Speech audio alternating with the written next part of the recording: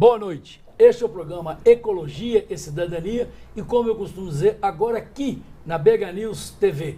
É lógico que nós temos uma estrutura para a organização desse programa, junto da Ponto Terra, que é a ONG que eu presido, a ONG ambientalista, com a M Engenharia Ambiental, cujo diretor está aqui conosco, engenheiro Ronaldo Malar. Nós temos um programete que passa todos os dias, de cerca de 3 minutos, e na última terça-feira de cada mês, nós temos um programa ao vivo, como é o caso de hoje, durante 1 hora aqui na BH News TV, e o assunto é a questão da barragem, a questão do desastre natural, crime ambiental, da barragem Mariana Bento Rodrigues. E nossos convidados são pessoas que têm envolvimento com essa questão. À minha direita, o capitão Vinícius, que participou, inclusive, de trabalho lá na região, o engenheiro Oswaldo Aleixo, que conhece muito a questão de ozonização, e daqui a pouco você vai saber o que é isso. O nosso parceiro aqui, Ronaldo Malar, da M Engenharia Ambiental, que é uma empresa de consultoria, que também lida com essa questão ambiental, essa questão também de mineração. E à minha esquerda, Carlos Eduardo Orsini, que aqui representa o INDA. E daqui a pouco você vai saber o que significa essa sopa de letrinha INDA. Quero combinar com você, telespectador, com você, telespectadora, e com meus convidados aqui também, com os nossos convidados. Primeiro bloco, nós vamos conversar um pouco sobre a situação até 5 de novembro de 2015. No segundo bloco, nós vamos falar dos fatos que aconteceram em 5 de novembro e que estão acontecendo até hoje. E no terceiro bloco, para mostrar que o nosso programa é um programa informativo, não é um programa midiático, né? Mas é um programa informativo e também reflexivo, nós vamos conversar sobre a solução ou as soluções, inclusive sobre a questão da qualidade das águas do Rio Doce. Quero começar então com o meu parceiro, nosso parceiro aqui, engenheiro Ronaldo Malar, da M Engenharia Ambiental. Infelizmente, aconteceu. Antes de 5 de outubro, qual que era a situação de Minas Gerais nessa questão de licenciamento ambiental, Malar? Boa noite a todos, boa noite aos nossos convidados. Ronaldo, é realmente um desastre, né, de níveis internacionais, e todo mundo está chocado, mas o que aconteceu, já aconteceu outras vezes, outras barragens estouraram ao longo dos anos, das décadas passadas. Nós inclusive acompanhamos desde a década de 80, isso saiu na mídia também, e é natural que a gente, depois de um acidente, um desastre desse, nós temos que fazer uma reflexão para que a gente possa rever toda a metodologia de acompanhamento, de prevenção e de monitoramento na área ambiental. Nós vamos falar isso no terceiro bloco, que é o bloco que vai apontar as soluções. Orsini, muito obrigado a você pela presença aqui com a gente. Primeiro explica para nós essa sopa de letrinhas, INDA. Bom, o INDA, Instituto Mineiro de Desenvolvimento Ambiental. Alguns colegas ambientalistas, inclusive aqui presente também, nosso colega Ronaldo Malar, outros grandes amigos que cogitaram trabalhar um pouco dentro de uma visão mais política da questão ambiental, fundamos o INDA. Tipo, nosso querido ex-ministro Paulino Cícero, ex-secretário Celso Castilho, o Willer Posse, que foi presidente da FEAM, Ronaldo Guzmão, que é do IETEC, uma pessoa formidável, organizadora de eventos. Tivemos também o Enio, nosso gerente de meio ambiente da CEMIG, Sérgio Missior, Ricardo Carneiro, João Paulo Campelo, e outros, Roberto Messias, nosso querido presidente, ex-presidente do IBAMA. Para quem conhece o mundo ambiental, cheio de gente competente aí, hein? Isso, é isso aí que nós queremos fazer, um tipo de sinergia positiva, no sentido de que essas pessoas, amigas, colegas, possam contribuir com soluções que são necessárias hoje, não só aqui em Minas Gerais, como no Brasil, para fazer com que haja uma melhor visão, Ronaldo, dessa questão de sustentabilidade. E nós vamos ter ocasião aqui de poder falar um pouquinho sobre isso, nesse seu brilhante programa, de tal forma que a gente tenha uma visão prospectiva, uma visão da racionalidade da questão ambiental em Minas Gerais. Capitão Vinícius, obrigado a você pela presença aqui. Vamos falar rapidamente do Corpo de Bombeiros Militar de Minas Gerais e a participação, no caso, lá de Mariana, no caso de Bento Rodrigues. Te agradeço o convite em nome do Corpo de Bombeiros Militar do Estado de Minas Gerais, especificamente através do Batalhão de Emergências Ambientais e Resposta a Desastres, que é um batalhão novo, um batalhão que completa amanhã 1 ano de existência. Amanhã, 25 de novembro? Amanhã, 25 de novembro. Parabéns para você e parabéns para o batalhão. Mano. Surgiu de uma necessidade, né, em face a alguns acontecimentos anteriores no estado de Minas Gerais, de se criar essa unidade para tratar justamente dessas emergências ambientais e alguns desastres que ocorreram.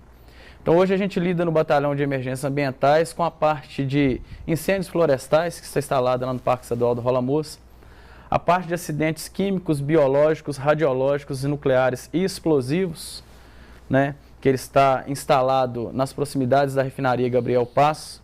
A gente tem o pelotão de busca com cães, que está localizado no Saudade, e a companhia de busca e salvamento, que é na Tereza Cristina, que é uma companhia especializada em resgates em soterramentos, áreas de enchentes e inundações.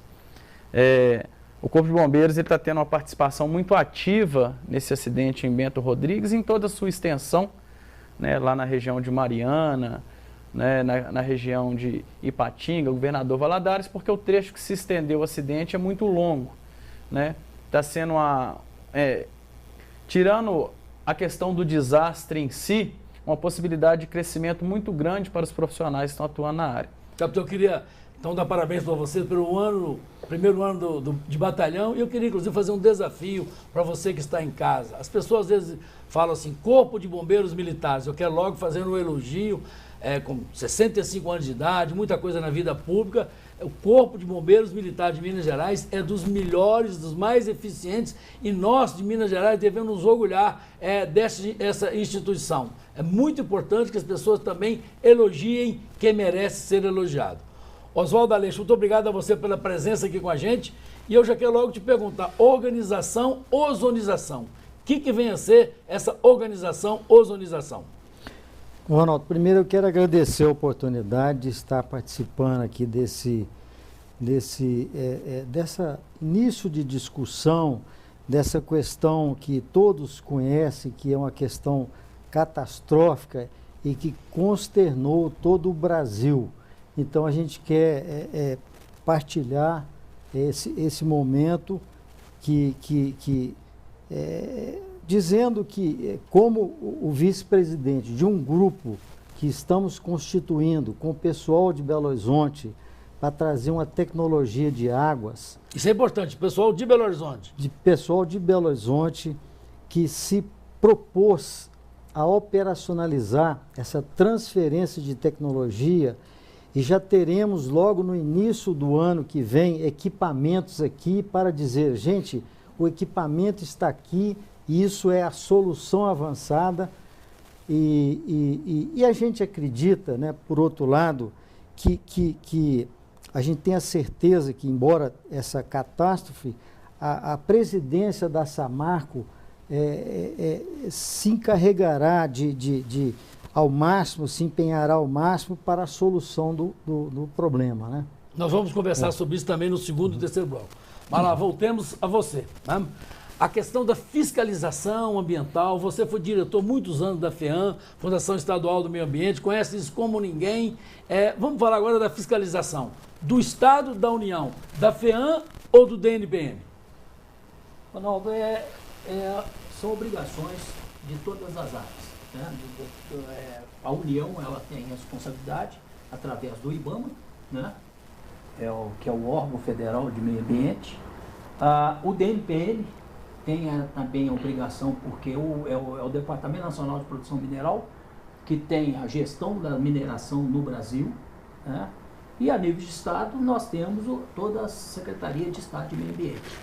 O que é importante dizer é o seguinte, que nós temos, tá, que, como eu disse anteriormente, fazer uma discussão muito rápida, tá, para a gente redefinir todos os trabalhos e como vai ser a metodologia disso. Não podemos continuar como está. A fiscalização, os licenciamentos ambientais, são todos eles ineficazes. Os órgãos, por exemplo, de Minas Gerais, né, a Secretaria de Estado do Meio Ambiente, ela está sucateada. Todos nós sabemos isso. A burocracia do licenciamento ambiental mostra, ao longo dos anos, que toda essa burocracia e esse tempo gasto no licenciamento não proporciona nenhum ganho à questão ambiental. Só atrapalha o desenvolvimento sustentável. Então essa rediscussão tem que ser muito urgente e rápida. Então nós temos que também verificar a questão do DNPM. Sabe quantos técnicos do DNPM tem em Minas Gerais para fiscalizar a mineração toda? 3 técnicos. Não pode, né? Não existe estrutura para isso, né? O IBAMA, você tem aqui pouquíssimas pessoas também. Então, esse trabalho de fiscalização, esse trabalho de preventivo através do licenciamento ambiental, nós estamos, entendeu, propondo, sugerindo e até cobrando, tá, de todos os segmentos da sociedade, não só do poder público, que isso seja uma discussão imediata, tá, para que a gente tenha realmente uma posição e uma redefinição de como atuar nessa área. Você parece estar defendendo uma tese de um livro que eu li há pouco tempo, né? Que você deve não acreditar no governo. Sua tese está por aí. Ronaldo, por exemplo, nós temos aí toda essa parafernália aí do licenciamento ambiental, nós temos aí 2.700 processos parados em Minas Gerais, não é isso? Sim. Pois é, e isso tudo aí, mas o que é mais importante se fazer, que é o monitoramento das atividades, não é feita. Sabe o que a empresa põe? Os maus empresários, sabe o que eles fazem? Eles recebem o certificado de licenciamento e falam assim, não, daqui 4 ou 6 anos, esse pessoal chato aí do meio ambiente vem me procurar, porque até lá eu estou livre deles. Porque sabe que o poder público não vai fazer essa fiscalização, esse monitoramento, que é o mais importante. Queria lembrar também que aqui em Minas nós temos atualmente 450 barragens, esse número foi nos passado pela SEMAD, 400 barragens que lidam com a questão, 450 barragens que lidam com a questão da mineração. Assim, eu vou aproveitar você que tem muita experiência também na área empresarial. O INDA é um Instituto Mineiro de Desenvolvimento Ambiental e o Malá colocou aqui na questão dos maus empresários. Mas não é o caso atual, porque parece, você conhece melhor do que eu, que a Samarco não está classificada aí, né? Bom, eu como engenheiro de Minas e de uma vivência relativamente grande nessa área, não só a mineração, como siderurgia também, e depois saneamento, eu tenho uma consideração muito especial pela Samarco. Até porque a origem da Samarco vem da minha família. Eu vou até assim, relatar aqui para os senhores telespectadores um ponto muito interessante. É um colóquio familiar, não é? Meu pai era da Vale e o meu tio, Henrique Guatimozin, era o presidente da Samitre. E alguns não sabem por que a Samarco chama Samarco. Então por que a Samarco chama Samarco assim? O Henrique, de certa forma, dependia da Vale para transportar o minério, para levar o minério lá para Luxemburgo, que era a origem da Belgo Mineira. Luxemburgo, a Arbed, a antiga Arbed, que tinha sede em Luxemburgo, tinha usinas na Bélgica e na França. E ele tinha dificuldade para mandar um minério para lá. Quer dizer, o minério que era já extraído da mina de Andrade, que ficava próximo à usina, ele tinha dificuldade para mandar isso para a Europa. Então ele reclamava muito do meu pai: ô Carlos, você tem que dar um jeito de resolver esse problema para mim na Vale. Meu pai falou: eu não posso fazer mais nada, eu já saí de Itabira.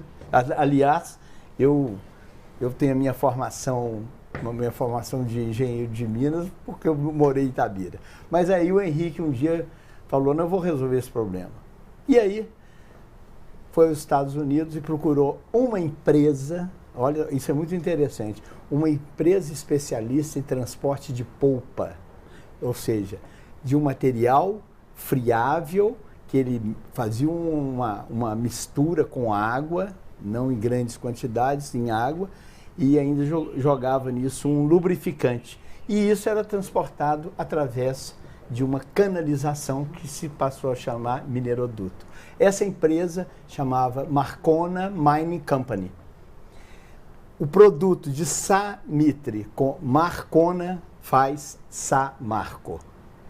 Então, ele foi o primeiro presidente, o primeiro mineroduto tem o nome dele, que é engenheiro Henrique Guatimozin, e de uma família famosa de siderurgistas e mineradores, e assim foi implantado o primeiro mineroduto em Minas Gerais e do Brasil.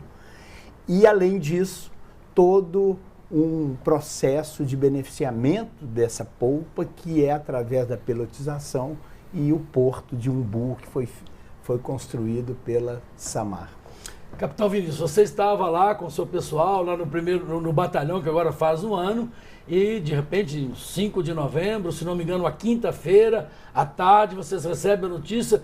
Como que foi a ida e a agilidade da ida de vocês para o local do acidente? A gente pode definir o acidente em algumas fases. A primeira fase eu defino como justamente esse primeiro acionamento na quinta-feira. Assim que a gente recebeu essa notícia do rompimento da barragem, isso chegou até o batalhão via telefone, através de um pedido de apoio do 1º Batalhão de Bombeiros, que é no Alto da Afonso Pena, na Rua Piauí. O mais conhecido, mais famoso, né? O 1º Batalhão, que tem por comandante o Tenente Coronel William, né, que inclusive está lá em Mariana acompanhando as operações. Hoje ele está à frente das operações lá. Nos fez o acionamento pedindo apoio por se tratar a minha unidade, uma unidade especializada nesse tipo de atividade. Então, o que nós fizemos? A gente não podia demorar para chegar lá. A gente conseguiu mobilizar nossa tropa em 20 minutos, aqueles que estavam de folga, porque existe um efetivo de serviço no batalhão. E em 20 minutos esses militares chegaram na unidade. Nós tivemos o apoio da Polícia Militar e da Polícia Civil com a aeronave para poder deslocar também para Mariana. Né? As 2 primeiras equipes foram de aeronave e o restante da tropa e os materiais foram via terrestre. Então, nesse primeiro momento, o Tenente Fará, juntamente com a equipe, o Tenente Fará, o comandante da Companhia de Busca e Salvamento, ele se deslocou até a cidade, fez um sobrevoo sobre a cidade de Bento Rodrigues e viu no local um cenário de guerra, né? Um cenário de total destruição, da parte mais baixa da cidade. Rapidamente ele fez esse mapeamento, né? Ele fez mentalmente essa dinâmica do acidente e verificando que a lama estava descendo numa velocidade muito alta. Então, qual que era a próxima cidade que poderia chegar? Que era a cidade de Paracatu de Baixo. Então, qual que foi a decisão dele e do Major Chinelato, que era o piloto da Polícia Militar? Era avisar aquelas pessoas que estavam na cidade, que a lama estava chegando. Então, e como é que eles fizeram para avisar? Eles pousaram a aeronave e foram avisando, apitando, tirando pessoas de aeronave, colocando 8 pessoas dentro de um veículo para deslocar para a parte mais alta da cidade, né, que por ironia, onde foi concentrado as pessoas, era no cemitério da cidade. Né? Então nós levamos mais de 200 pessoas lá para cima, e isso já se via poeira chegando por causa do movimento da lama, né, arrancando árvores totalmente, arrastando casas, já bem próximo onde eles estavam, né, um risco muito alto da atividade, porque poderiam ser surpreendidos pela lama, porque a velocidade que ela imprime, ela vai mudando ao longo do percurso. Se ela encontra um caminho sem resistência, dependendo do desnível do terreno, o escoamento dela é muito maior. Então, essa ação no primeiro dia e ação de sucesso, a gente teve a possibilidade de salvar mais de 250 pessoas. Eu quero, então, parabenizar mais uma vez a ação do Corpo Bombeiro Militar e o batalhão de vocês. Nós vamos agora para um pequeno intervalo e vamos voltar no segundo bloco, conversando um pouco sobre a situação de agora, de 5 de novembro de 2015, por esses dias aqui. Vamos voltar com Oswaldo Aleixo, que vai nos explicar o que significa esse termo ozonização. Voltamos já já. Fique conosco.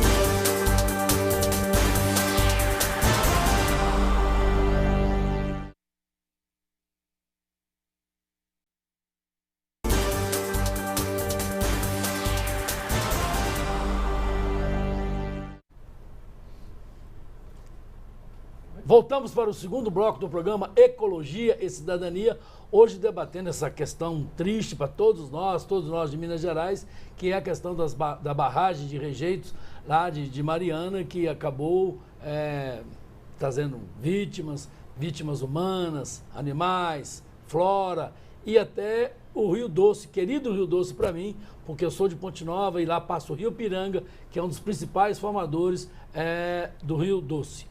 Queria perguntar então ao Oswaldo, que é a questão da ozonização e a possibilidade de aplicar essa técnica na questão do Rio Doce. Ronaldo, a gente acredita que essa solução de recuperação do Rio Doce é possível, mas eu gostaria de colocar aqui a importância de, primeiramente, a gente prestar uma ajuda a essas famílias, porque, afinal de contas, esse acontecimento ele representou 16% da população do estado atingida diretamente. São mais de 3 milhões de pessoas. 200 cidades, ou seja, 25% dos municípios do estado.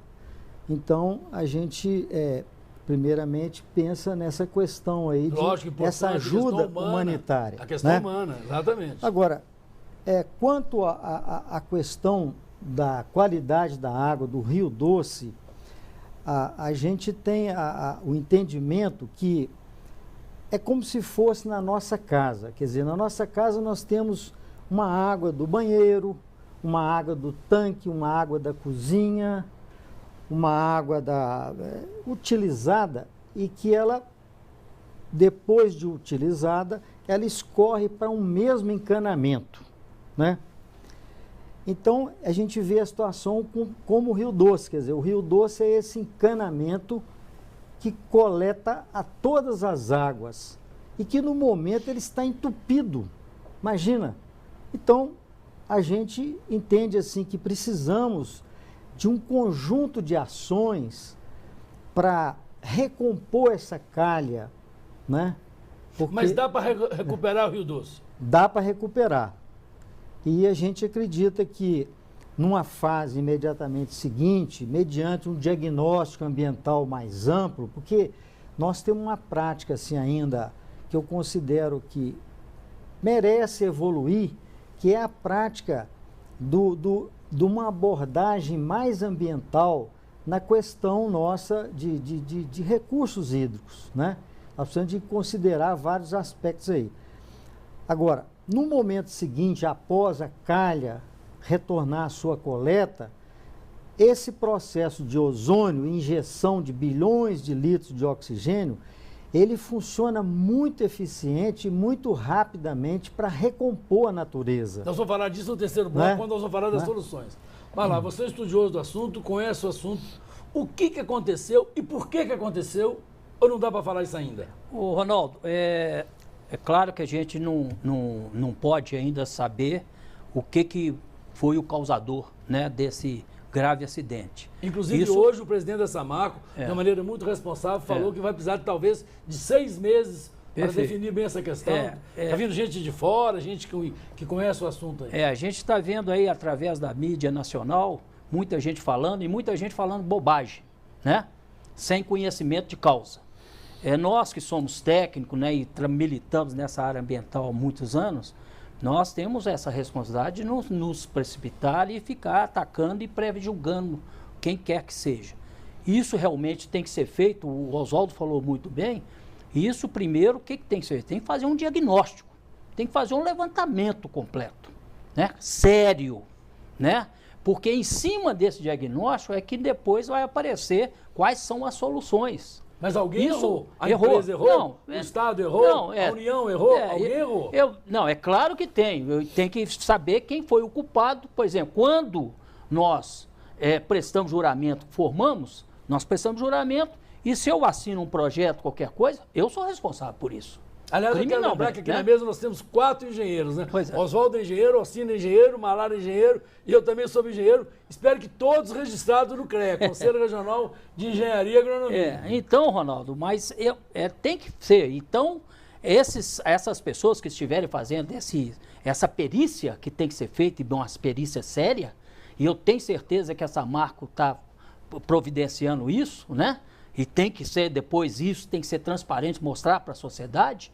Essa perícia que vai trazer todo o diagnóstico, como é que está a situação de fato, né? Eu acho que o Corpo Bombeiro pode ajudar muito com isso, porque ele esteve lá, está lá, sabe o que aconteceu. Em cima disso, então, os estudos para fazer essa recuperação. É claro que existem os responsáveis, né? Porque se houve um acidente, houve uma falha, né? Não sabemos de quem, né? De porquê. Isso aí vai aparecer na perícia e aguardamos isso. Mas nós achamos que realmente nós temos que aguardar, né? E que os técnicos que sejam contratados para fazer todo esse levantamento toda a bacia do Rio Doce realmente sejam pessoas competentes e que mostrem realmente o que tem que ser feito para fazer a recuperação, inclusive das residências, da volta dos cidadãos aos locais onde moram, ou fazer outras cidadanias para eles, como acontece com os atingidos de barragem. Menos no Bento Rodrigues, que lá não dá para voltar mais, né, capitão? Lá não dá para voltar mais, né? Não, pela extensão da área atingida e pelo próprio terreno onde se encontra ali, é um fator dificultador, né? Limpar o local, voltar ao que era antes, é muito complicado. Então, pelas informações que nós tivemos no local, eles serão realocados em pontos mais altos, né, até para a própria segurança da população, que será construída, né, uma nova comunidade aos moradores. Eu quero te dizer, já falar para o nosso telespectador, para a nossa telespectadora, que o prefeito de Mariana, o atual prefeito de Mariana, que assumiu há apenas 4 meses, vai conversar conosco, fez um vídeo, foi convidado para vir aqui, não pôde, mas fez questão absoluta de mandar um vídeo, e no terceiro bloco nós vamos exibir esse vídeo. Eu queria dizer que eu conheço as pessoas que estão aqui, algumas bem, por exemplo, eu sei que o Ronaldo Malar é perito ambiental. Sei que o Orsini é perito em engenharia e que o Orsini é formado também em engenharia de minas e metalurgia. E até, pela sua vivência, talvez seja o que conheça mais essa questão do que todos nós. Orsini, com a sua experiência, esquece do seu lado agora do Windows, seu lado de engenheiro, conhecedor, o que aconteceu, por que aconteceu, o que dá para falar? Bom, eu diria para vocês, até seguindo um pouquinho o pensamento do nosso grande amigo Ronaldo Malar. Aqui tem que explicar. Tem 2 Ronaldos, 2 amigos, o Ronaldo Malar. Eu vejo uma situação um pouco de expectativa. Primeiramente, enfocando a questão da população, a população parece que é uma população extremamente resignada e uma população que tem em mente, sabe da importância que representa a empresa Samarco no contexto da vida deles. Até porque tem vários familiares que trabalham na empresa ou são terceirizados na empresa. Então existe um carinho especial por eles, que são também, de certa forma, querem que a empresa volte a operar. É muito desagradável a gente ver um investimento desse, que de qualquer forma tem muita tecnologia envolvida.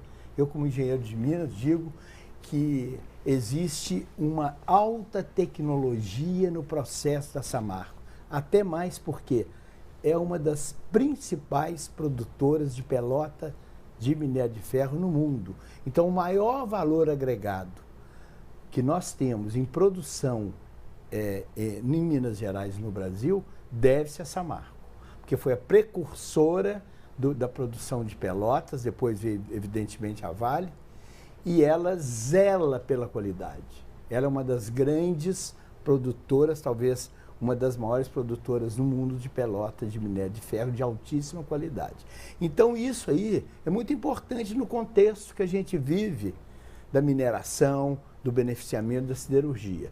E eu diria que é preciso pensar também, primeiramente atender as vítimas, com muito carinho, que está sendo tratado isso, não só pelo Corpo de Bombeiro, como também Defesa Civil, Polícia Militar. E os outros envolvidos, o próprio Ministério Público.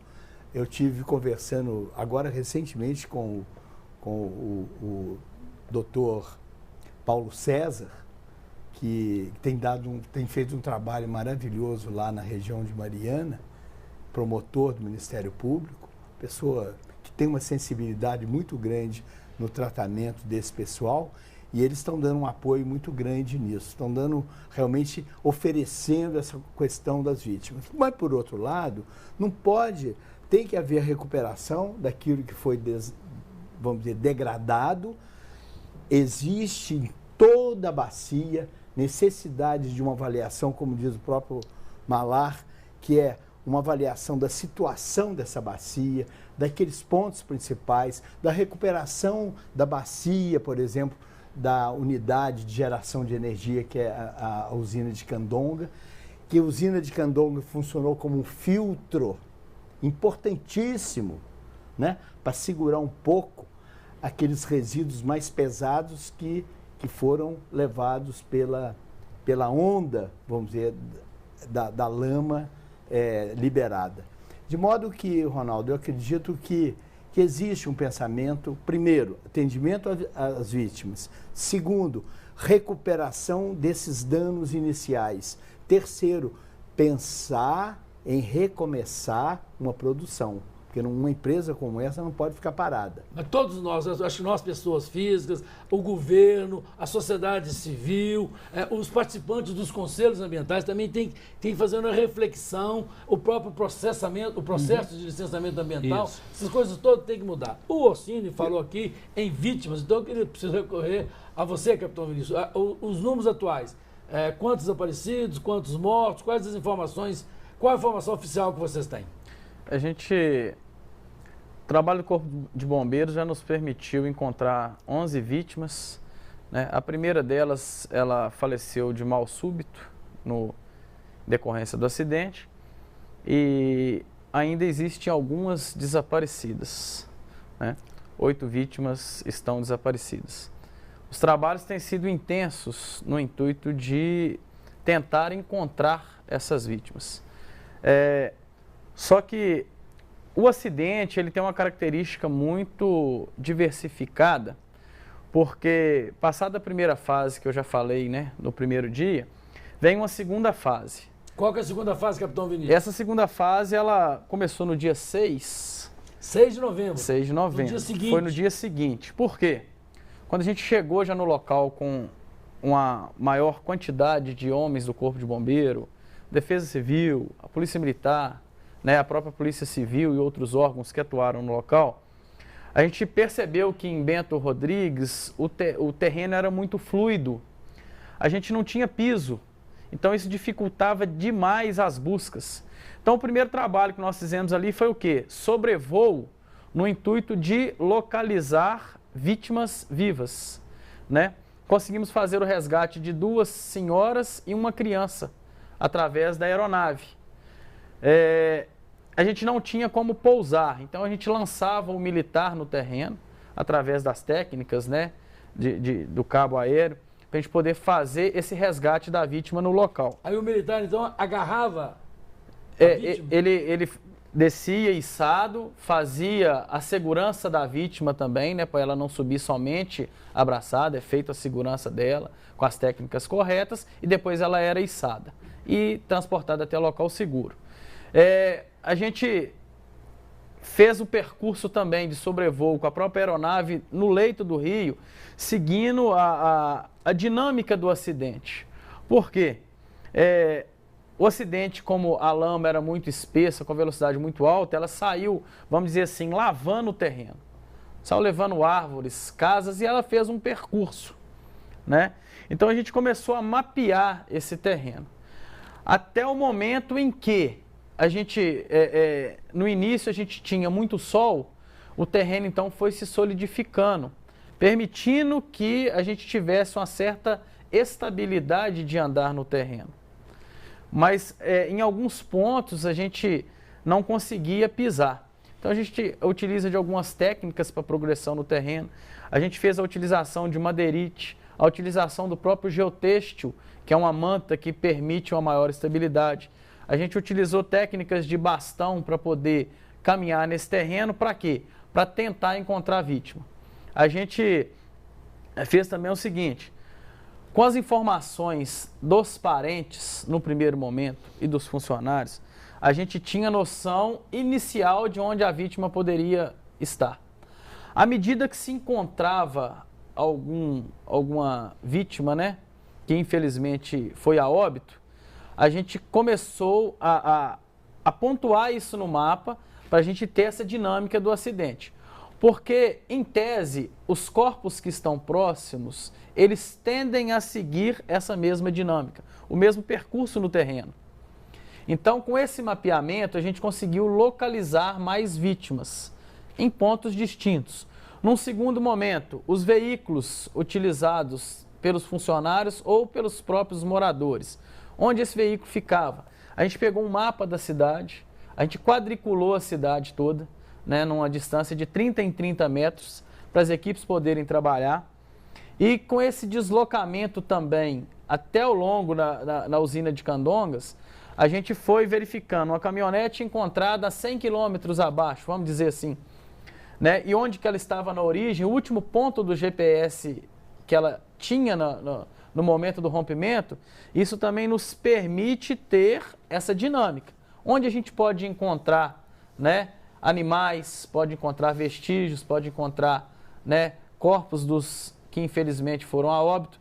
Então, com muito conhecimento da questão e também com muita competência do lado de vocês aí. Sim, porque esse trabalho... Nós vamos agora para um pequeno intervalo e voltamos para o terceiro bloco, onde você vai ter a oportunidade de colocar isso mais para nós. Voltamos já já no terceiro bloco do programa Ecologia e Cidadania.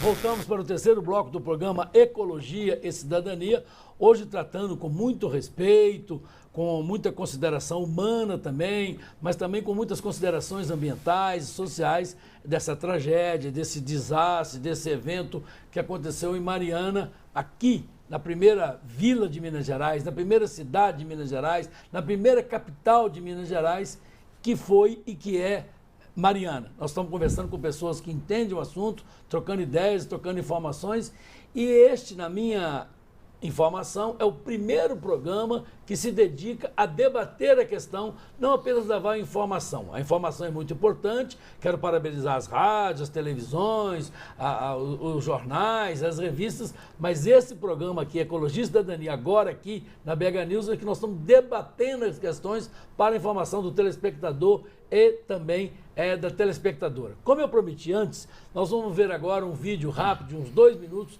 do prefeito municipal de Mariana, que assumiu agora, apenas há 4 meses, e na minha avaliação, isso quem fala agora é o apresentador Ronaldo, é a grande figura pública desse acontecimento, que tem assumido, tem marcado presença na área da educação, na área ambiental, na área do socorro. Então eu queria pedir à nossa produção para transmitir o vídeo onde fala o prefeito da cidade de Mariana. Bom, Ronaldo Vasconcelos, o que aconteceu aqui em Mariana realmente foi uma tragédia de proporções ainda indefinidas, né?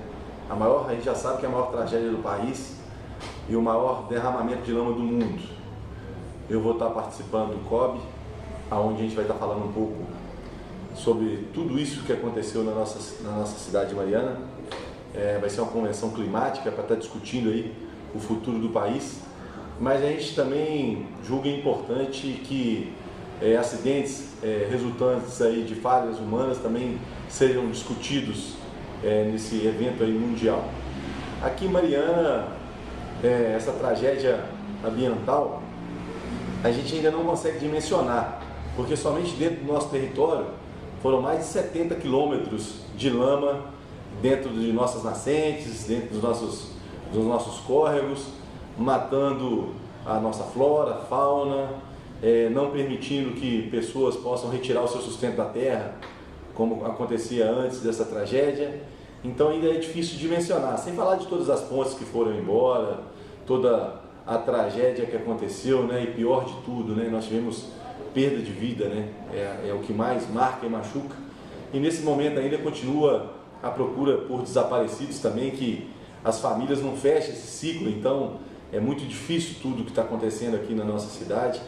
Mas eu entendo também que isso vai servir de exemplo. Exemplo não só para Mariana, mas para todo mundo. Que quando a gente diz que a gente está lidando com algo que se relaciona com vida, a responsabilidade tem sim que ser muito maior. Tem sim que ter um plano que tenha que funcionar de forma perfeita. Porque a gente não pode admitir que vidas humanas sejam perdidas nessas tragédias e que isso sirva de exemplo para todo o nosso país. Somente em Minas Gerais são mais de 700 barragens e muitas dessas barragens também localizadas próximas a cidades de enorme importância também para as nossas Minas Gerais. Então está na hora aí da gente dar uma sacudida no corpo, entender que todos nós somos responsáveis sim também por essa tragédia e que cada um assuma o seu papel aí de protagonista e que possa trazer resultados para que isso não volte a acontecer.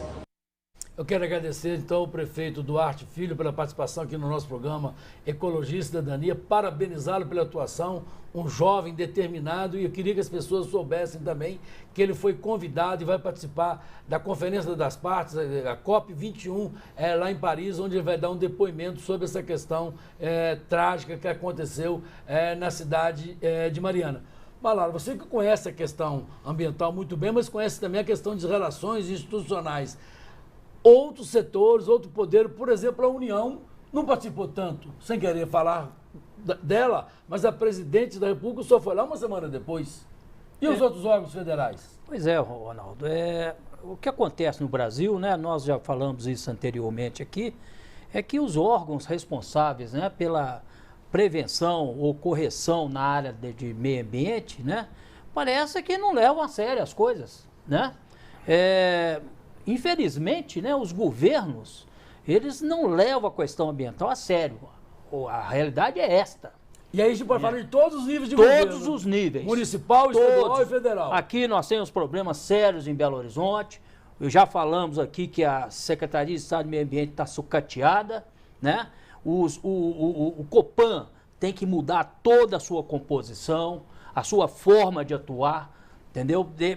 Foram mudar a forma de atuar das unidades regionais do Copan, foi para pior, né? Hoje nós temos, na verdade, quando tem uma deliberação do Copan, é uma deliberação jurídica, não tem uma discussão técnica mais, como existia antigamente nas câmaras técnicas, né?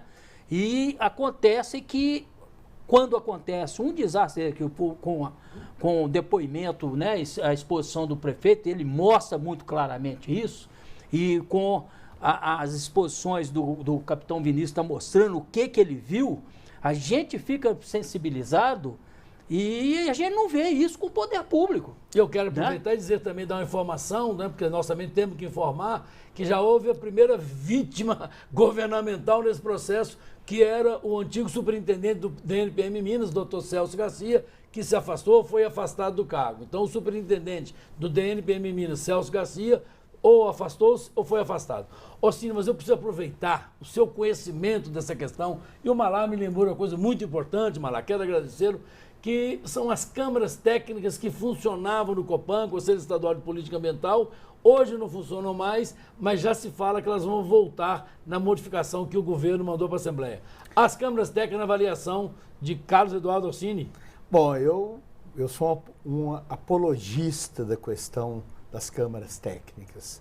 Desde a época que participamos, até como presidente da CID Copan, onde nós tínhamos um grupo de conselheiros da melhor qualidade. Isso é importante. Você pode nominar, o Malá estava lá, eu estava lá. O Willer Poss. Né? E outros grandes pessoas que participavam efetivamente dessas câmaras. Eu digo o seguinte... E você, Nelson Malara, era o nosso presidente? É o presidente da Câmara. Não, nós fomos presidentes porque naquela época precisávamos também de agilizar mais o processo. E vocês se recordam, isso por volta do ano 2006, 2007, quando eu me tornei presidente, a primeira coisa que eu deliberei... Com o nosso voto, viu, chefe? Primeira coisa que foi deliberado foi assim, as reuniões serão quinzenais. Quinzenais. Por quê? Porque nós tínhamos quase 3 mil processos que estavam barrados ainda na antiga FEAM.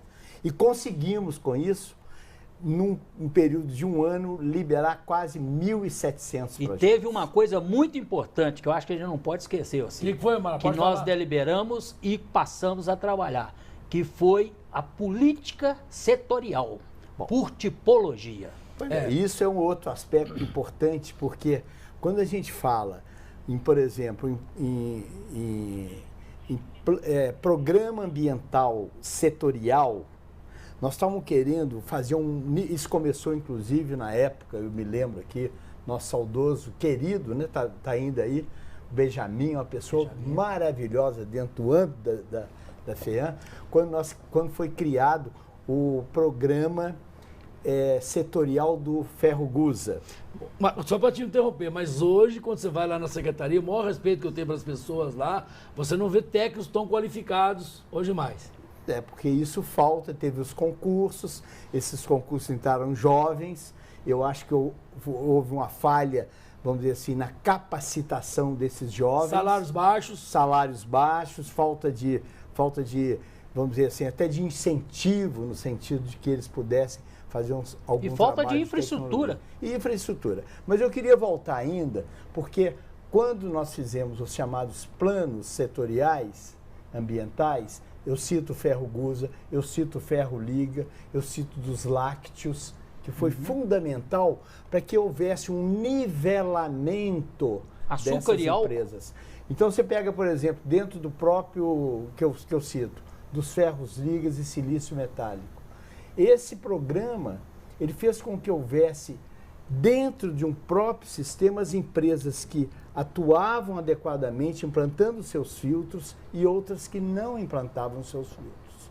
Com isso, uma passava tecnologia para outra. Houve um processo, Ronaldo mesmo participou disso, Ronaldo eu me lembro muito bem, através da ABRAF, Associação Brasileira de Ferro Ligas, eles fizeram com que houvesse uma coparticipação, uma cogestão. Em suma, você defende o retorno das câmaras técnicas? Eu sugeriria duas coisas hoje. Vamos escutar você daqui a pouquinho como solução. Tá, eu preciso pegar meu amigo Oswaldo Aleixo, está lá quieto no seu canto. Oswaldo Aleixo, o Rio Doce tem solução e o processo de solução é a ozonização?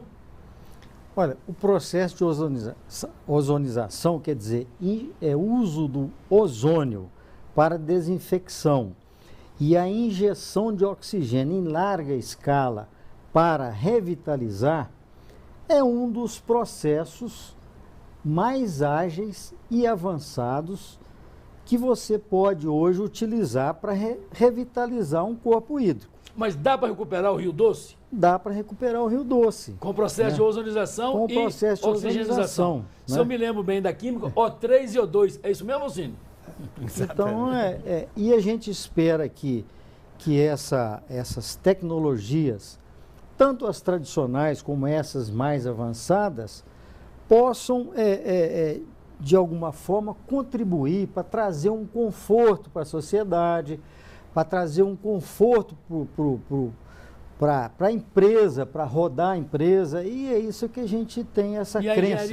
A engenharia brasileira já domina essa questão? Não, a engenharia brasileira, existe aí uma necessidade de quebra de alguns paradigmas, no sentido de que, quando se trata de meio ambiente, a engenharia costuma olhar com parâmetros muito fixos, né, para um ambiente que é dinâmico, é variável, é sujeito a temperaturas, é sujeito a ventos, a muitos fatores que influenciam no contexto. Oswaldo, sim ou não? Né? O Rio Doce tem jeito? Sim, tem jeito. Capitão Vinícius, eu tenho que passar para você agora também, eu quero te ouvir. Eu estava vendo as notícias, até me preparando para esse programa, e vi que vocês receberam auxílio também dos companheiros de vocês do Espírito Santo. Eles foram importantes no processo também? Eles ajudaram só do ponto de vista de quantidade ou eles têm alguma coisa mais específica? Bom, essa aí eu já defino como a terceira fase do acidente. Então, as perguntas estão boas. Você já falou da primeira fase, da segunda fase, agora da terceira fase. Isso. Onde a gente conseguiu fazer o lançamento do terreno dos nossos cães, né? A companhia de busca e salvamento com cães, ela tem um binômio interessante que é o homem-cão, né? Em que nos permite a localização de vítimas. O que é isso? O militar no terreno, ele trabalha com a possibilidade de utilizar um bastão, né? O terreno que ainda não está totalmente firme, a gente consegue colocá-lo, né, vamos dizer assim, inseri-lo naquela lama. O bastão nos permite saber o que tem ali debaixo, se é um corpo rígido ou não, a possibilidade de algum corpo humano ou de animais. Num segundo momento, a gente trabalha com a técnica dos cones de odor. A gente insere no terreno o bastão, faz um movimento de criar um cone e o odor daquela, né, do que está ali em putrefação embaixo, permite com que o cão possa fazer a localização de alguma vítima. Tem muita técnica então, né, capitão? É muita técnica para esse tipo de acidente. As nossas equipes, elas são especializadas nesse tipo, né, de acidente, então os militares que estão trabalhando no local são os especialistas do Batalhão de Emergências Ambientais. A equipe de Santa Catarina e do Espírito Santo, né, nós tivemos apoio de Santa Catarina também, vieram com cães e militares, né, são equipes com alto padrão de qualidade também, estão bem alinhados com a nossa equipe aqui em Minas Gerais, do Corpo de Bombeiros, né, nesse tipo de varredura do terreno. Porque o homem, ele faz aquele trabalho ali, né, lento, porque precisa ser assim.